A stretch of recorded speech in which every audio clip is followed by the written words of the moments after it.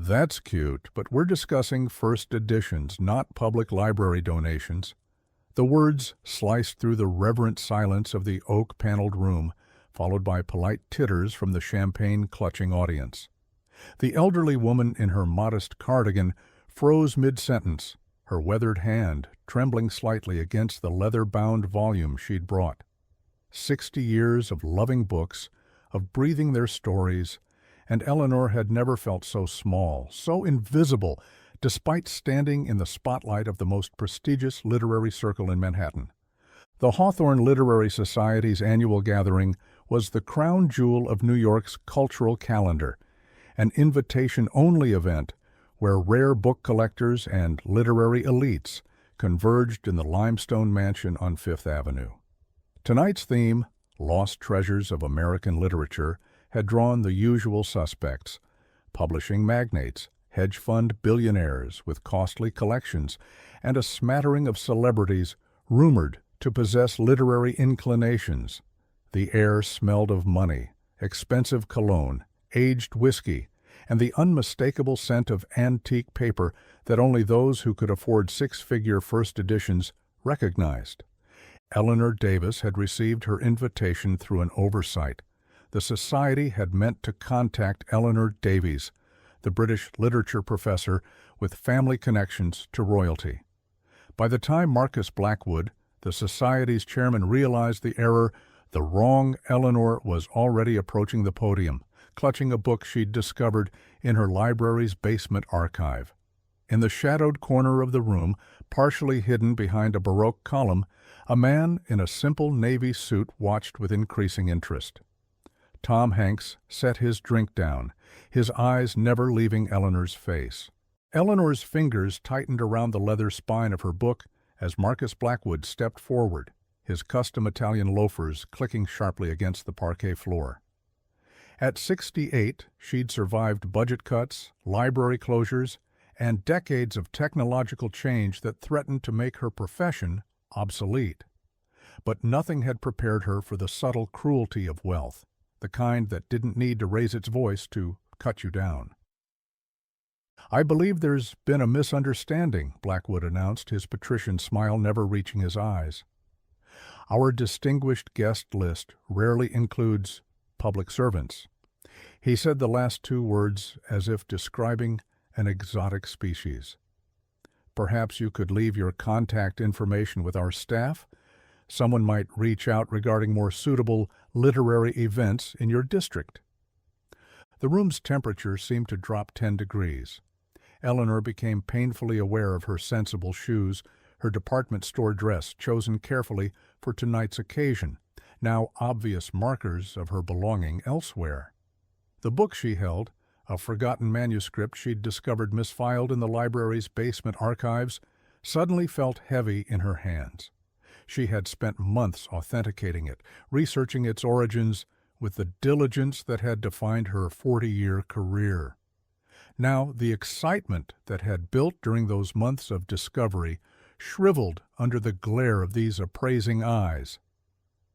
"Actually," Eleanor began, her voice softer than intended, "I found what appears to be an undocumented draft of Raymond Carver's work." A theatrical sigh interrupted her. A woman in her 40s with expertly highlighted hair and a diamond pendant that could fund a small library's annual budget leaned toward her companion. "Darling, everyone discovers lost manuscripts these days. Last month my housekeeper found what she thought was Hemingway in her grandfather's attic." Her laughter tingled like expensive crystal. Eleanor's cheeks burned, but she stood her ground. Throughout her life, books had been her refuge, her teachers, her companions. Literature didn't care about your bank account or your address. It opened itself equally to anyone who approached with genuine curiosity and respect. Or so she had believed. The room had begun to shift uncomfortably. Some guests looked away, examining their drinks or the paintings on the wall with sudden interest. Others exchanged amused glances, enjoying the spectacle of an outsider failing to navigate their world. A few tapped notes into their phones, already crafting the amusing anecdote they would share at tomorrow's brunch, about the librarian who thought she belonged among Manhattan's literary aristocracy.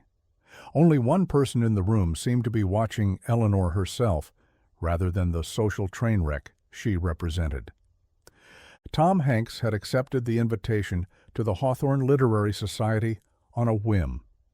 His schedule during the New York portion of his book tour had an unexpected gap, and his publicist thought the connection to literary circles would complement his image as an author as well as an actor.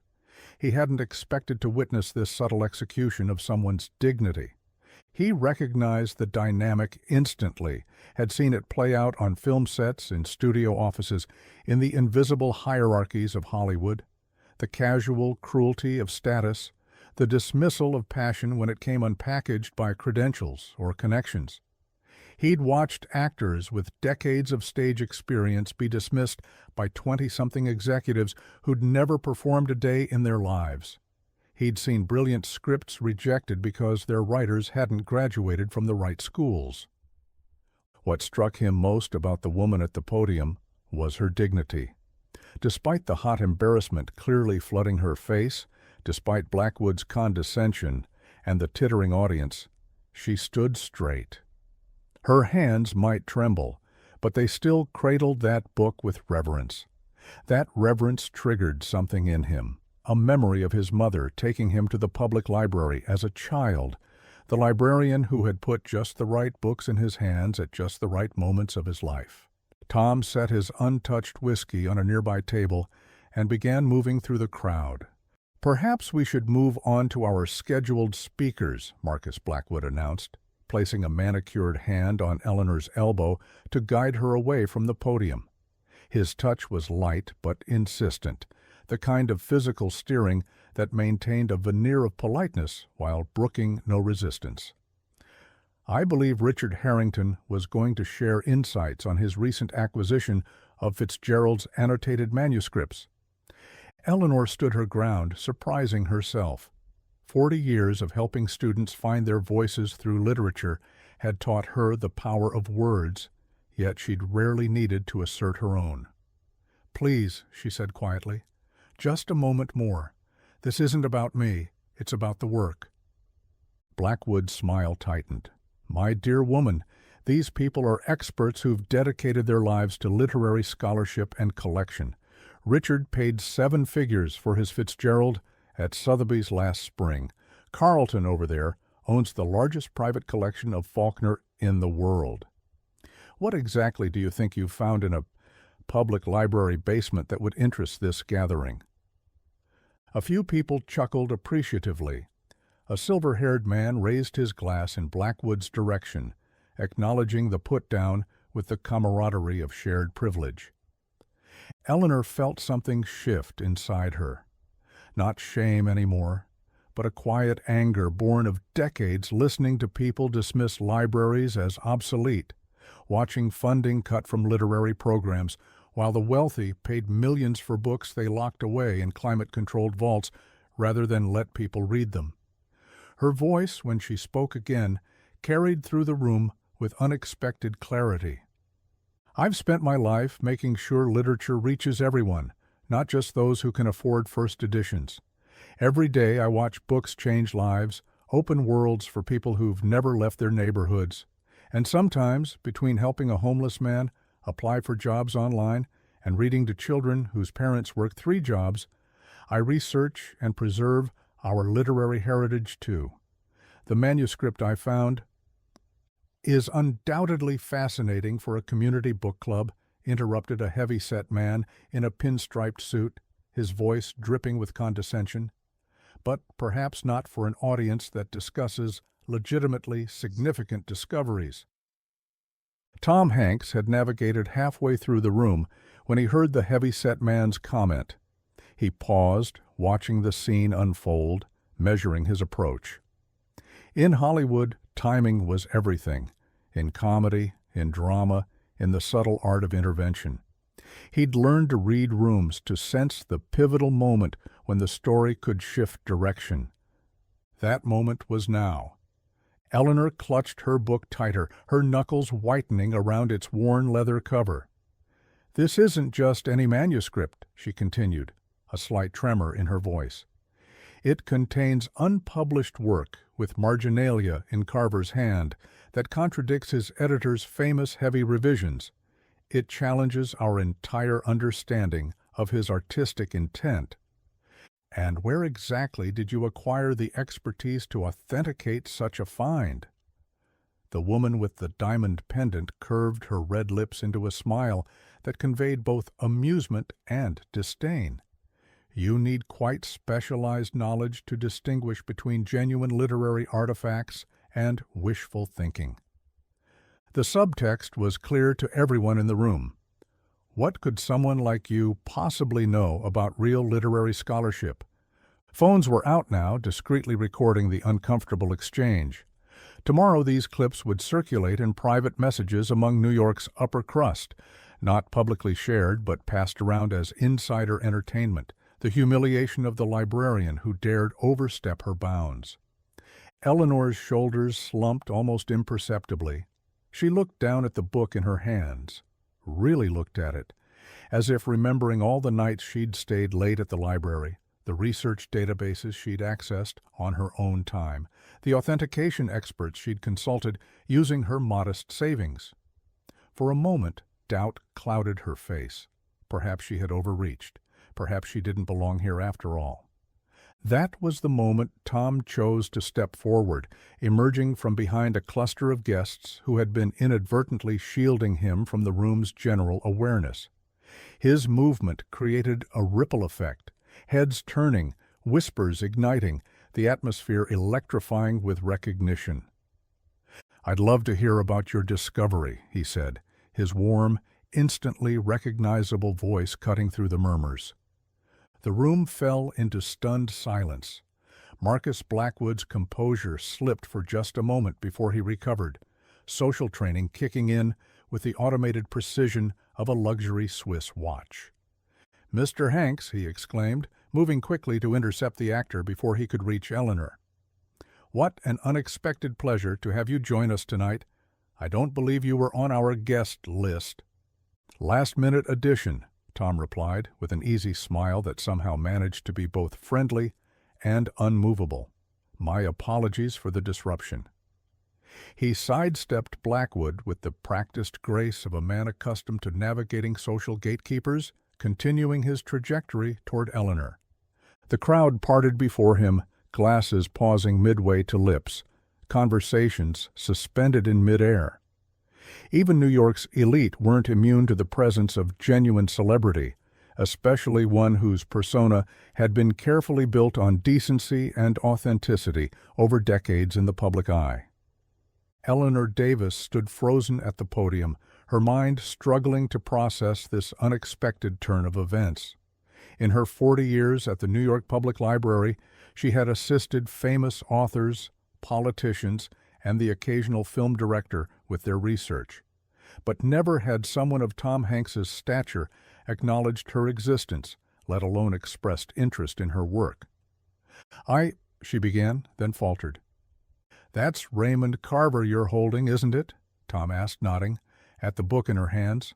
"One of my favorite writers. His economy of language, the way he captures human vulnerability in just a few lines. Extraordinary."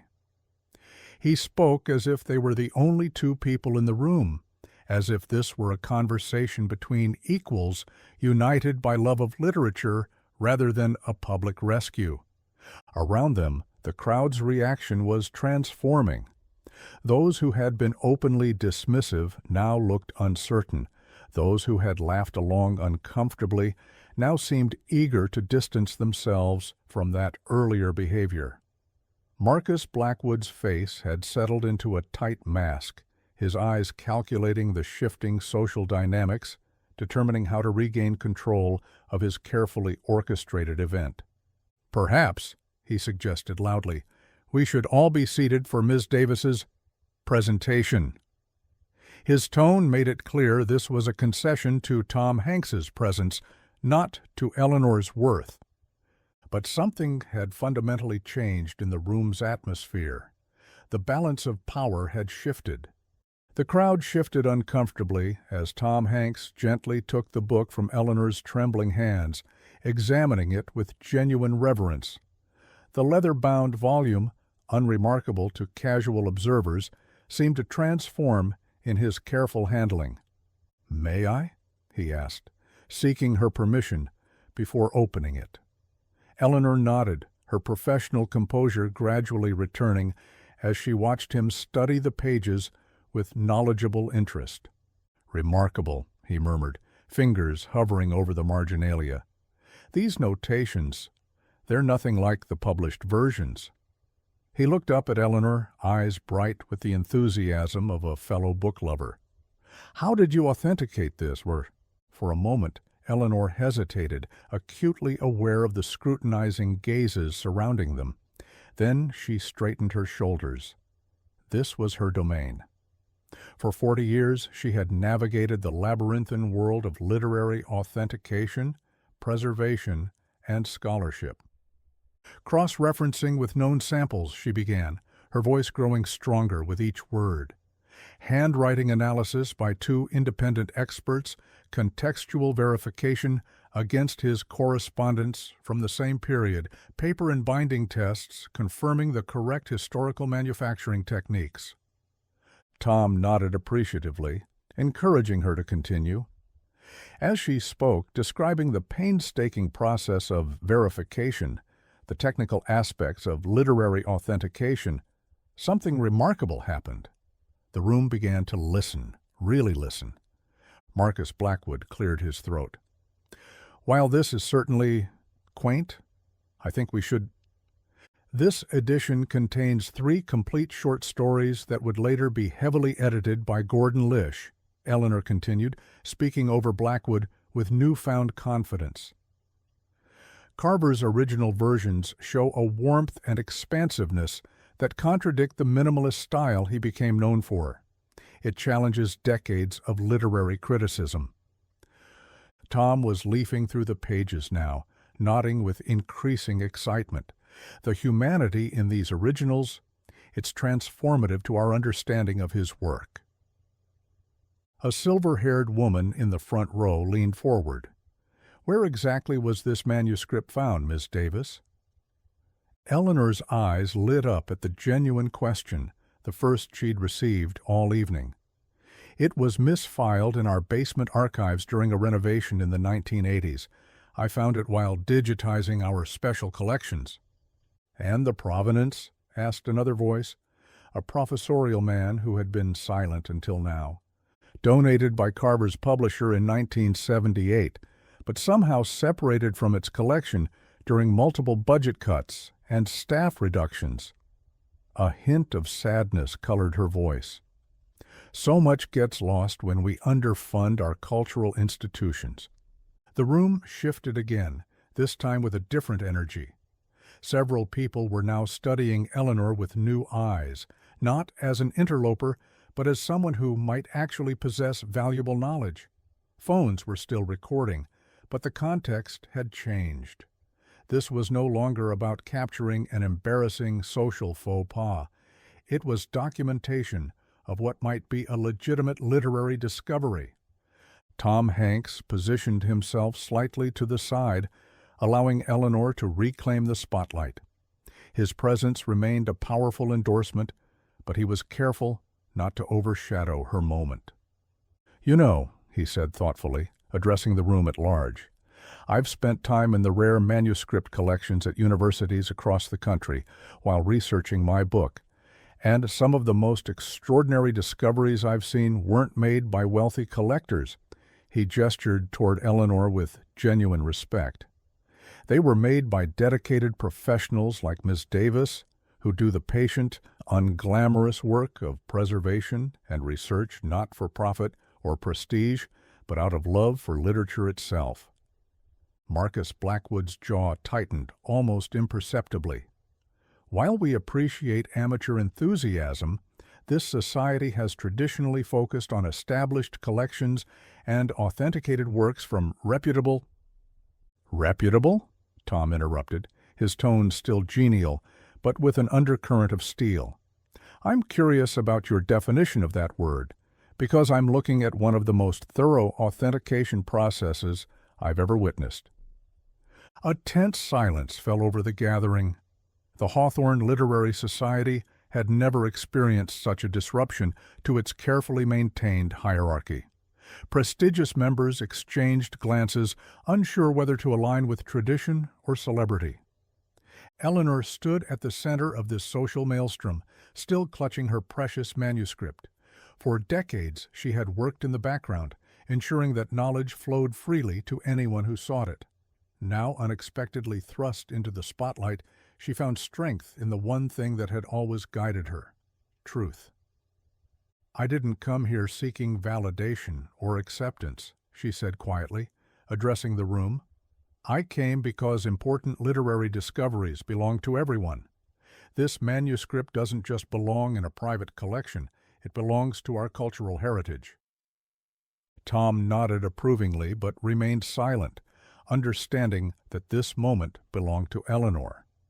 "For 40 years," she continued, her voice steady now, "I've watched people dismiss libraries as obsolete, watched funding cut while priceless works disappear into private vaults. I've helped homeless scholars complete dissertations and guided billionaires through research they could have paid others to do. And do you know what I've learned?" The room was utterly silent now, captivated despite itself. True literary appreciation isn't about ownership. It's about stewardship. It's about ensuring that stories continue to live and breathe across generations, available to anyone with the curiosity to seek them out. A murmur rippled through the crowd. Some faces registered defensive anger, others showed thoughtful reconsideration, and a few displayed genuine respect. The woman with the diamond pendant leaned forward. "So you're suggesting that private collections are what, exactly? Hoarding?" Eleanor met her gaze steadily. "I'm suggesting that literature fulfills its highest purpose when it's shared, when it bridges divides rather than reinforcing them." Tom stepped forward then, his presence lending weight to her words. "I think what Ms. Davis is offering is something rare and valuable, not just the manuscript, but a perspective that many of us here might benefit from hearing." Marcus Blackwood recognized the turning tide. His face composed itself into a mask of gracious acquiescence. "Perhaps we've been hasty in our judgment. The Society does, after all, value literary scholarship in all its forms." The subtle emphasis on all its forms wasn't lost on anyone, but it was a concession nonetheless, one that wouldn't have happened without Tom Hanks's intervention. The remainder of the evening unfolded with a subtle but profound shift in dynamics. Eleanor was invited, properly this time, to display the manuscript on the Society's illuminated viewing table, where members gathered to examine Carver's handwritten notes with newfound interest. Literary discussions broke out in earnest, no longer performances of cultural superiority, but genuine exchanges about the significance of her discovery. Tom Hanks remained by Eleanor's side for much of this transformation, not as a celebrity shield, but as a fellow enthusiast, asking insightful questions that further highlighted her expertise. His presence had cracked open the door, but it was Eleanor's knowledge that ultimately commanded the room's respect. Not everyone was converted, of course. Marcus Blackwood maintained a polite but cool distance, his smile never reaching his eyes. The woman with the diamond pendant examined the manuscript with theatrical skepticism. Yet others approached Eleanor with business cards, university professors, museum curators, literary journal editors, all suddenly eager to discuss possible collaboration. The New York Public Library would be open to a temporary exhibition partnership, Eleanor found herself saying to the curator from the Morgan Library and Museum, her voice steady with professional confidence that would have been unimaginable 2 hours earlier. As the evening drew to a close, guests began departing in small clusters, many stopping to shake Eleanor's hand or exchange final thoughts about her discovery. The atmosphere had transformed from exclusionary to collegial, at least on the surface. Change, Eleanor knew from 40 years of observing institutional evolution, often began with these small performative gestures, before potentially becoming genuine. Tom approached as she carefully returned the manuscript to its protective sleeve.